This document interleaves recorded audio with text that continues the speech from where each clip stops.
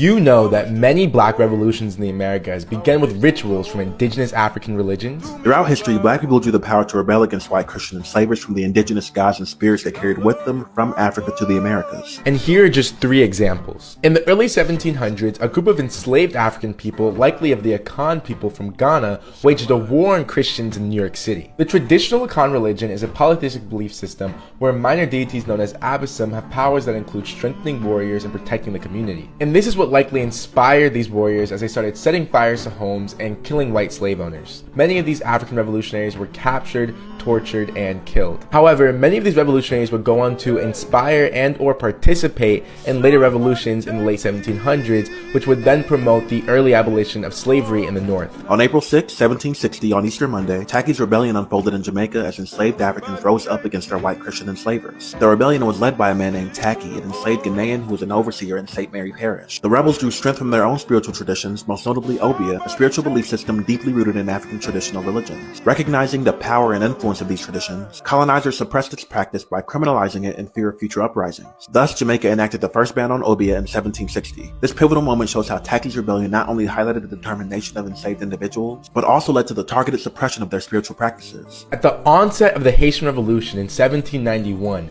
Vodou spiritual leaders led a ceremony in a wooded area known as Bois Cayman. The story goes that a Vodou spiritual leader known as a Mambo named Cecile Fatiman appeared, got possessed by spirits known as Loa, sacrificed an animal, and gave its blood to the black warriors who vowed to kill all the white people on the island. They also renounced the god of the whites, who they saw as permitting slavery. Also leading the ceremony was a spiritual leader named Dadi Boukman, who was born in Senegambia and was killed shortly after the ceremony while fighting for his people's freedom. The French knew how important Boukman and his work were for his people, so they decided to display his head after he was killed. The Haitian Revolution went on to be the first successful black independence movement in the Americas and also successfully catalyzed the freedom and emancipation of all enslaved Africans on the Western Hemisphere. And that's just a historical reality despite anyone's religious beliefs. Christian hegemony and the widespread influence of monotheism, upheld by colonialism, has led to a focus on black revolutionary leaders who embrace Christianity or other Abrahamic faiths. But there is a terribly underreported amount of religious diversity among black freedom fighters, a fact often rejected because of the stigma against indigenous African religions throughout the world. And the same religious intolerance used to oppress our ancestors and maintain their enslavement is ironically being used by their descendants to erase them from history. But what is your religious background, and do you want a part 2 on this topic? Let us know in the comments and follow for more.